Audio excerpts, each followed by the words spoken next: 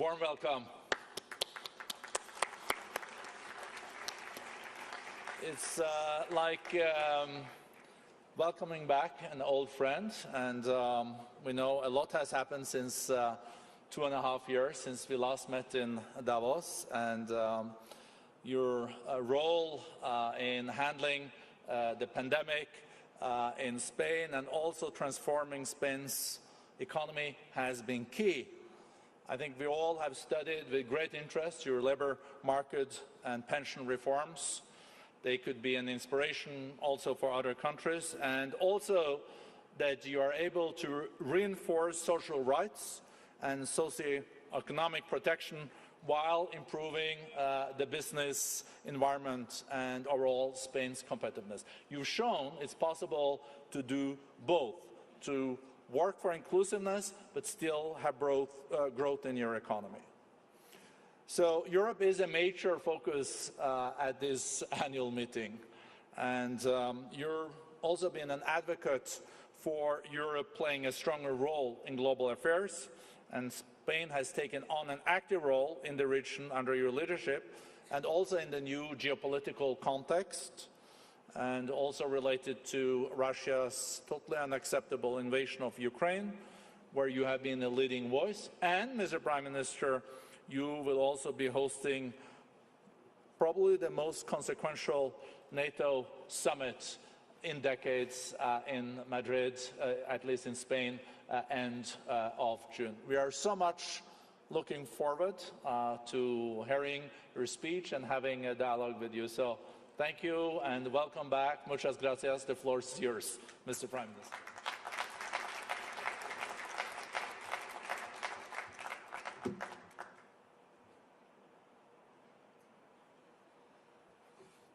Thank you, Borg, and many thanks to the World Economic Forum for this opportunity to address you today.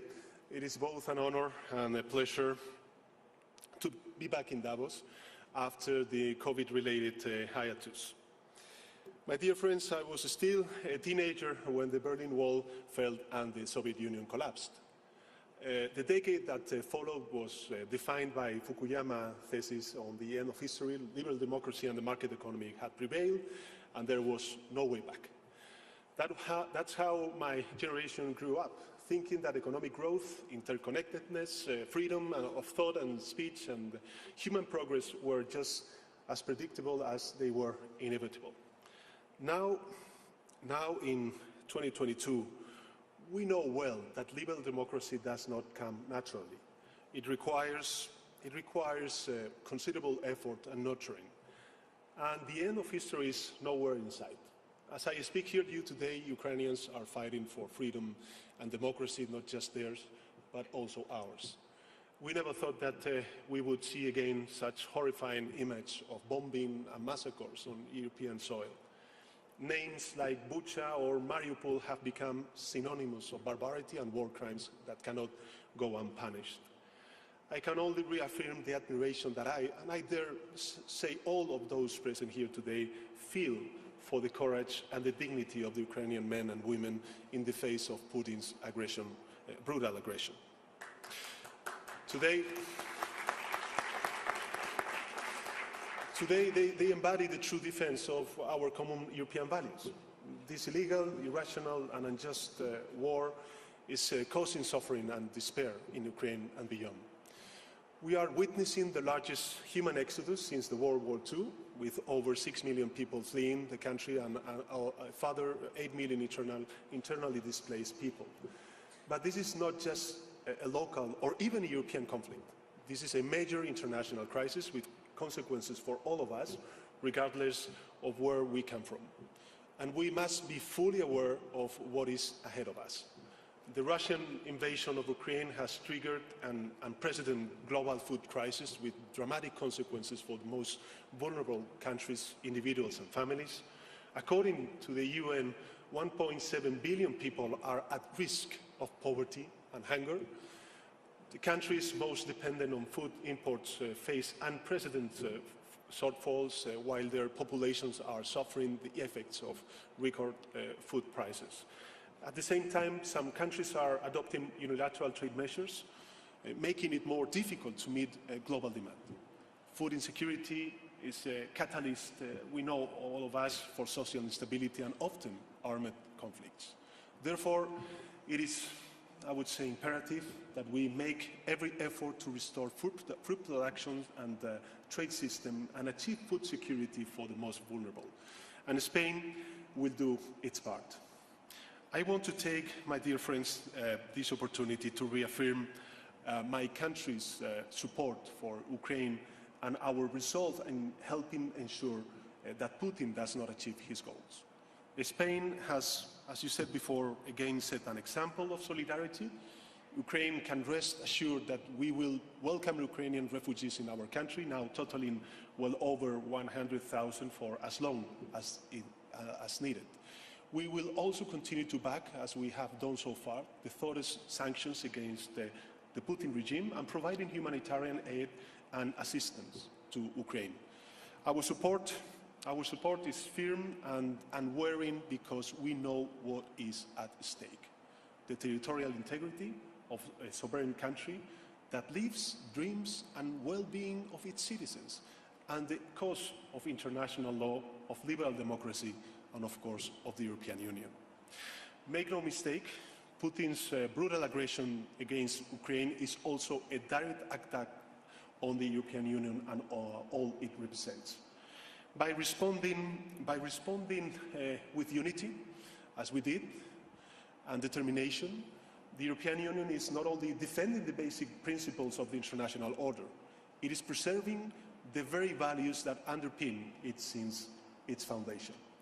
Clearly, the last couple of years have been not easy for the European project. First, Brexit. Second, COVID. Hit us hard. And now we have to deal with the consequences of the war in Ukraine. However, the bigger challenge, the more resolute our reaction. Throughout these trying times, we always went for further integration, to unite and therefore not to divide, to make our common project, the European Union, stronger. We did it with the joint purchase of vaccines, with the sure instrument for protecting jobs during the pandemic, and with the next generation funds. Now we are doing it again in our response to the war, with an unprecedented sanctions designed to maximize long-term costs to the aggressor, and ensuring that Putin's vision for Russia and the world does not win from this war. Beyond helping our Ukrainian friends in their fight for freedom and democracy, we are collectively moving in the direction of a greater strategic autonomy by deepening the single market, diversifying our supply chains, reducing our dependencies on energy, critical technologies, raw materials, semiconductors or health products. We are both becoming more resilient and accelerating our transition to a new economic and geopolitical reality that of the post-fossil fuel era. The same logic, my dear friends, guides the initiatives to strengthen European defense. We want to reduce our strategic dependencies and invest not just more, but better, in increasing our security and defense capabilities, and we certainly must show the highest degree of ambition in promoting a renewed social agenda for the European Union, because combating inequality and fostering social cohesion is the only way to achieve our goals of progress, prosperity and welfare in the most efficient manner. In short, this is a road that we must travel together, and the war in Ukraine is yet another reminder that we should do it without delay. My dear friends, of course, Russia's aggression is altering the global economic outlook. We are coming out strong from the COVID crisis, but our economies have been severely impacted. From high energy prices fueling inflation to worsening consumer sentiment and supply chain bottlenecks. Spain is obviously not immune to this shock. After devoting nearly 80 billion euros of public resources in 2020 and 2021 to combat the impact of COVID-19 on our economy, We have recently approved a package of 16 billion euros to mitigate the effects of the Ukraine conflict on Spain's households, SMEs, and specific sectors. Since well before the start of the war, my government, the Spanish government, has been at the forefront of efforts to weather rising electricity prices across the European Union through temporary taxes cuts and subsidies. More recently, the European Council approved a 12-month price cap for the Iberian Peninsula on gas used to produce electricity, which will soon be implemented. This will allow us to bring down prices, shielding households and business from the extreme volatility and potential price spikes in energy markets. Once again, we have to fight against adversity, overcoming extreme, external, unpredictable factors that have a major impact on our lives. Yet, there are inherent strengths in the Spanish economy which give us reasons to be optimistic. The Spanish economy grew by 6.4% year-on-year in the first quarter of 2022, and we estimate the growth will reach 4.3% for the year, for 2022, one of the highest rates among advanced economies. Employment is up, the fiscal deficit is down, and two central sectors of our economy, the export sector and the tourism sector, are recovering the pre-COVID levels and are acting as the engines of this growth.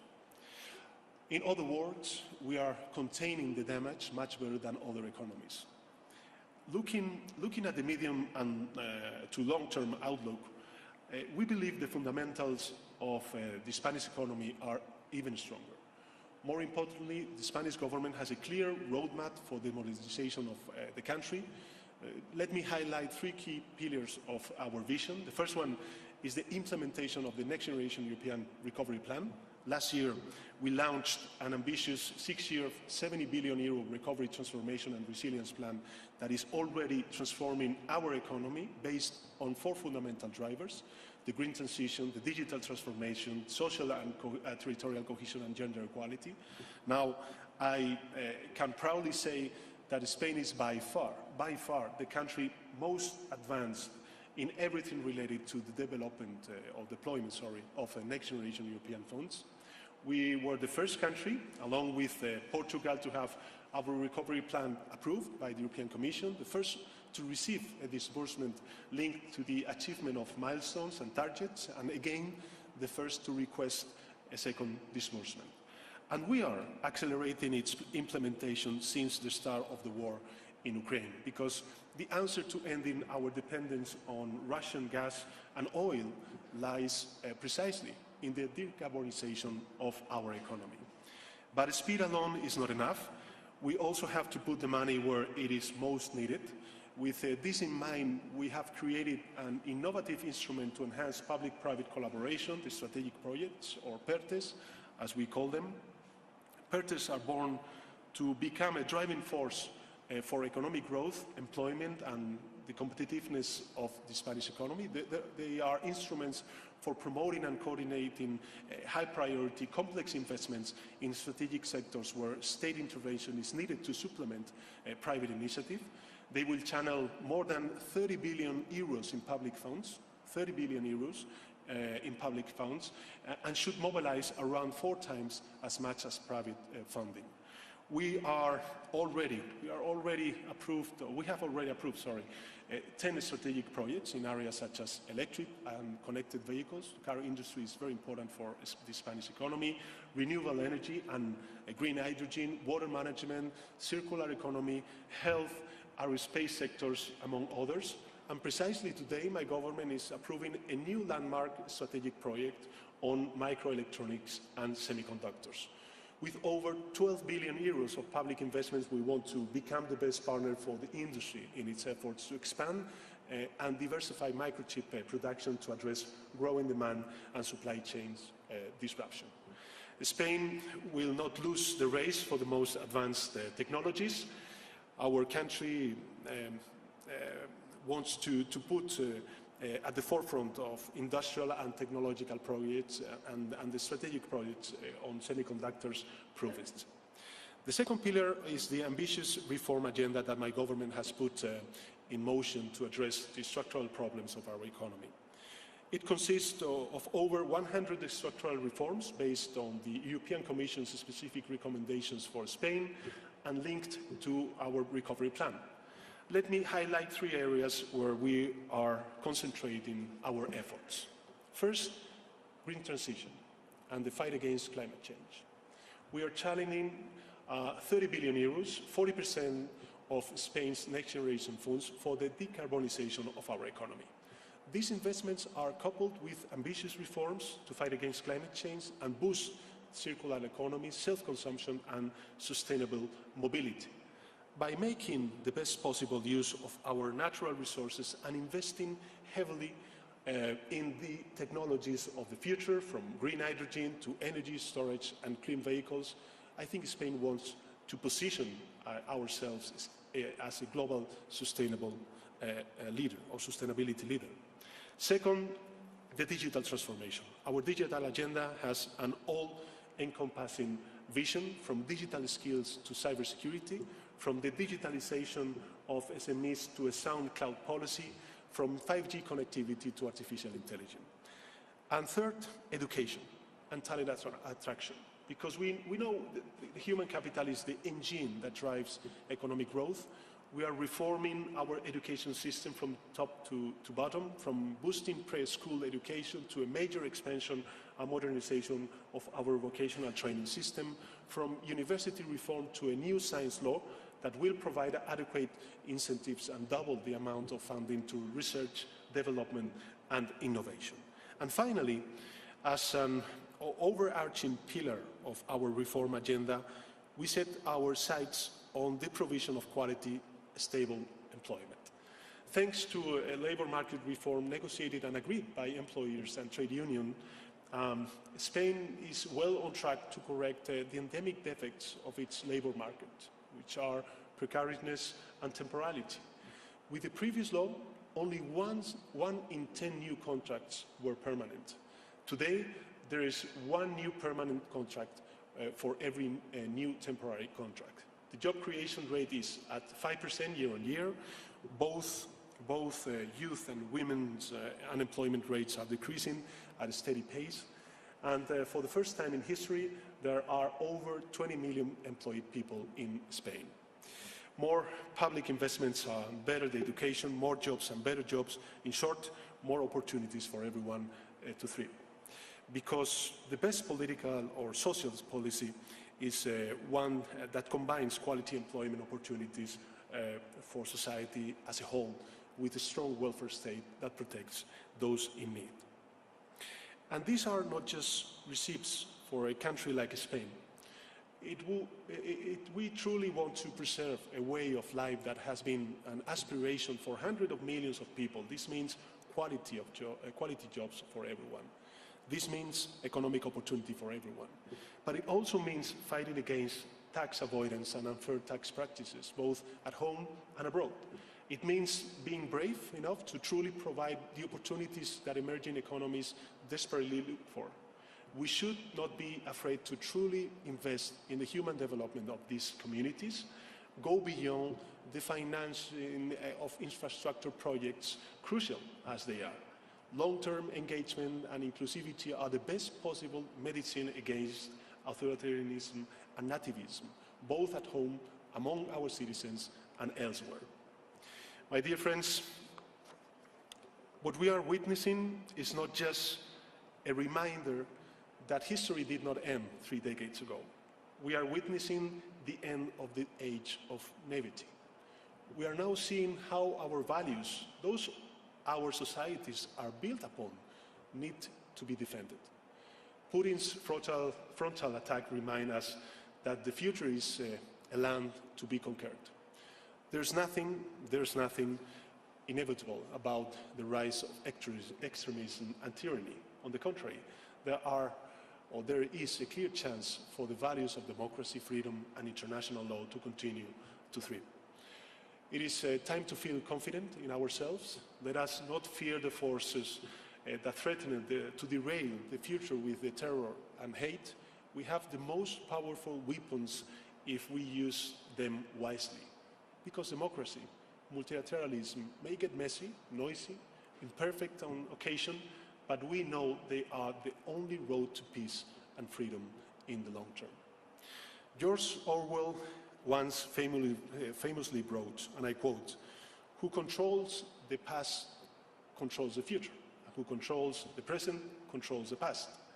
My final message for you today is that we must be brave about the present, not to control the past, but to earn the future. The time for complacency is over. If we stay determined, reason, freedom, and democracy shall prevail. Thank you. Gracias.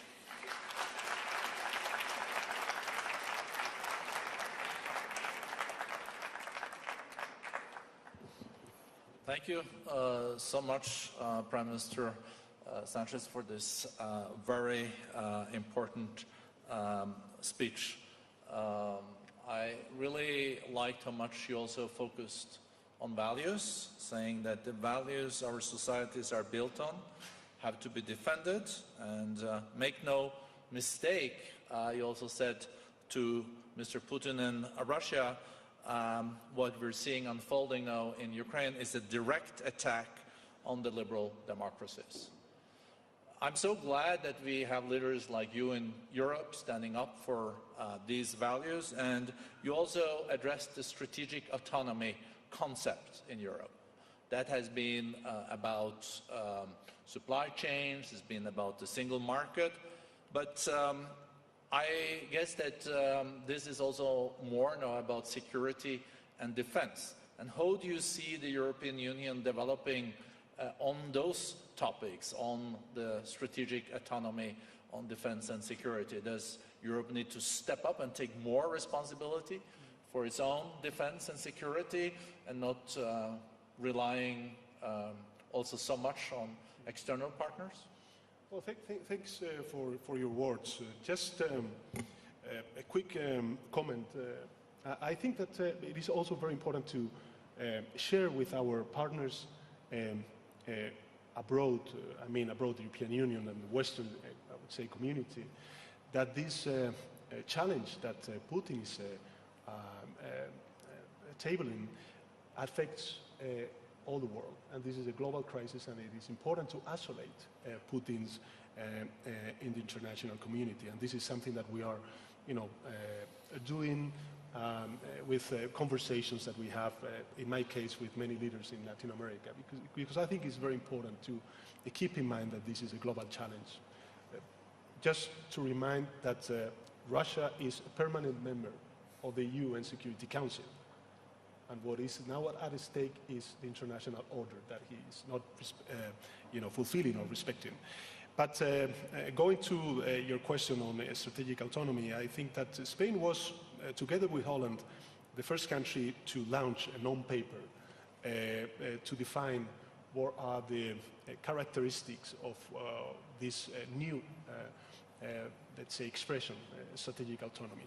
And just give some quick ideas. The first one is open strategic autonomy. This is not to foreclose in European Union, to implement a new protectionism economic policy. It is the contrary. I think it's very important to open European Union to create new ties on trade with other regions. For instance, why not with Latin America? I think this is also very important, and this is a huge opportunity for the European Union. So open a strategic autonomy. Second, I think that not only because of the war, but also because of the pandemic, the Europeans, we realized that we need to reduce many vulnerabilities that we have. For instance, on health products. And that is why I think it's important to reduce our vulnerabilities and to increase our resilience. Health products, of course, energy, raw materials, semiconductors, microelectronics, and, as you mentioned before, defense.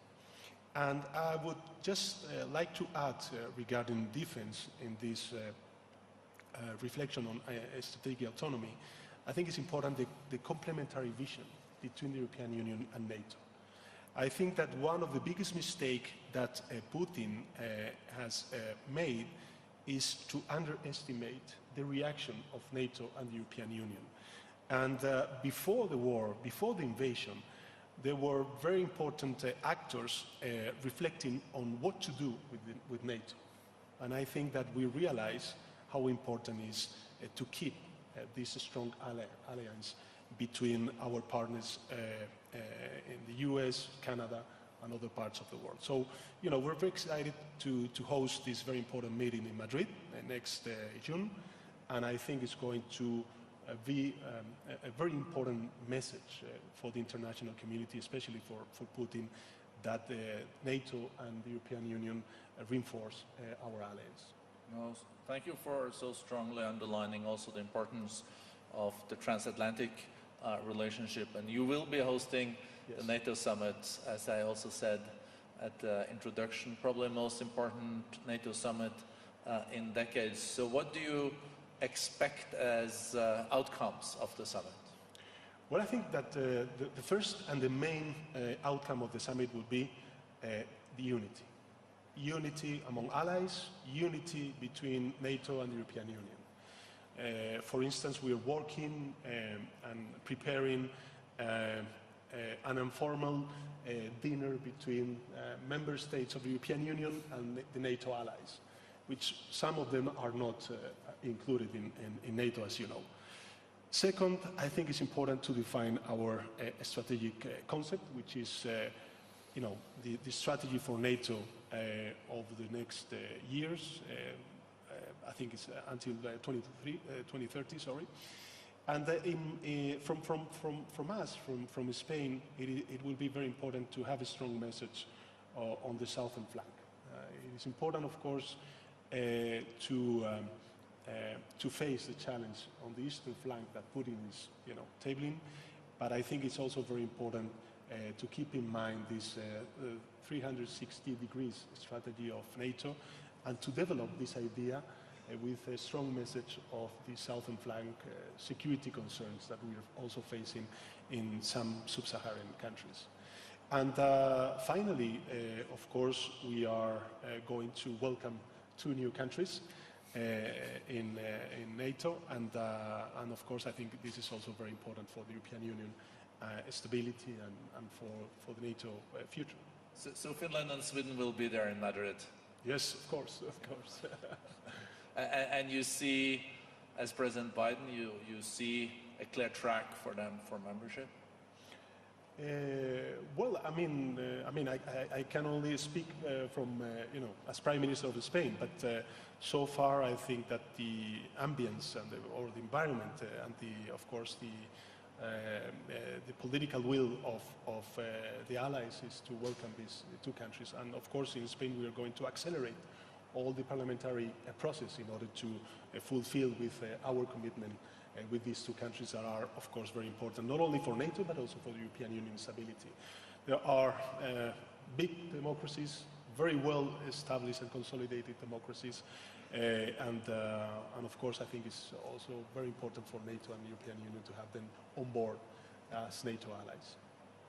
Well, thank you. And I wanted to come back to also the reforms that you are undertaking in Spain. You're not complacent when it comes to climate change and the green transformation, also the new technologies, and also the labor reforms. So what is the success recipe behind the rebooting of the Spanish economy? Because unemployment is going down, you also see more investments, growth is back, and you have also been able to do this with launching new reforms.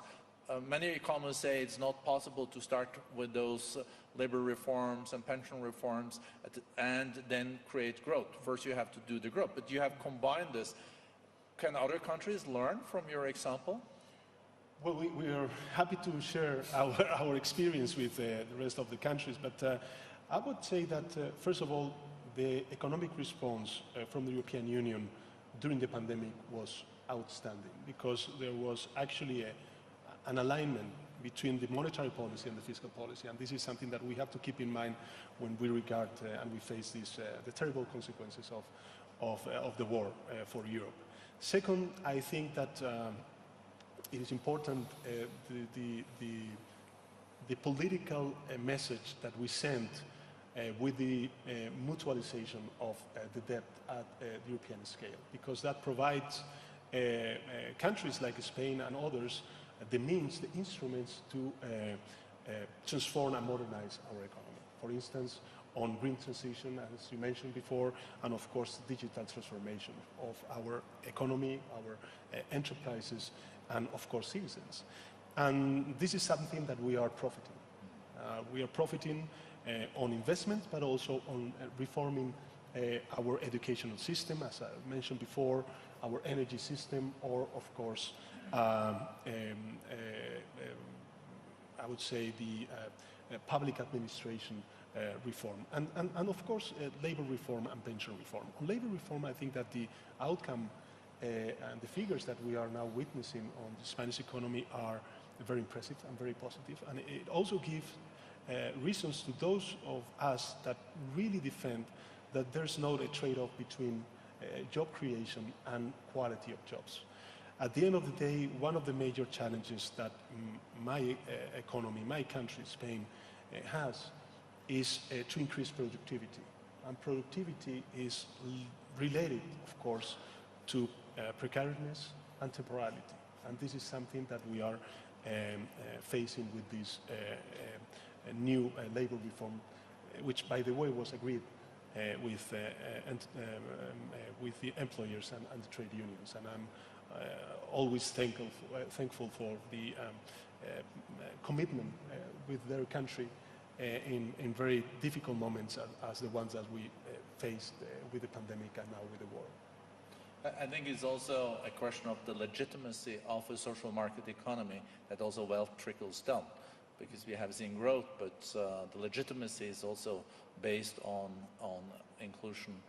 But coming back to... Absolutely, and I think it's also very important to keep in mind that sometimes politics is overestimated. It's very important to have the private sector on board. I think one of the major lessons that we learned from the pandemic and nowadays with the war is the need to create this public-private partnership. This is what we are doing when we are, creating these strategic projects, the PERTES, because indeed, at the end of the day, the private sectors also need the commitment from the public administration. And this is something that I'm very thankful to the private sector, many of the companies that are here in Davos. And I think that, we have good fundamentals, very strong fundamentals, sorry. And this is also thanks to the participation of our employers and big companies of our economy. Thank you for that, Mr. Prime Minister. I think you're preaching to the choir, but you're also walking the talk, because we have seen the power of public-private cooperation on climate change. We're seeing companies now pledging to go net zero, companies also taking the ESGs very central. I think more and more companies also see, if you want to attract talent, you have to be in the forefront of these very important values. And I think it's also very important to reaffirm this commitment today, because perhaps for some leaders this war could be used as an excuse not to fulfill with their commitments on climate. And this is also something that we have to keep in mind. And definitely Spain is committed with these climate goals, with the Agenda 2030, and of course with the mitigation and adaptation to this global threat, which is climate change. We shall not forget that for climate change we don't have a vaccine, and for that we need to strengthen multilateralism, and of course not to forget the biggest threat that we have ahead of us. Well, thank you so much for underlining that, no vaccine against climate change. That's going to be hard work, and decoupling, yes. And also introducing the freedom fuels. Absolutely. And I think you're doing well on the freedom fuels.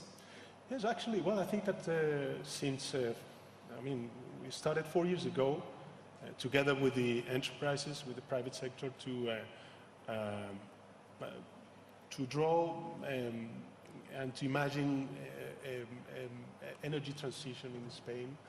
I think that we are, you know, we have the fundamentals, we have the means, and the only thing that we didn't have 4 years ago was the strong political commitment to face this green transition. But nowadays, last year, 57% of our installed capacity is renewable. So I think it's, you know, it also shows the commitment of Spain, its society, and of course the Spanish government.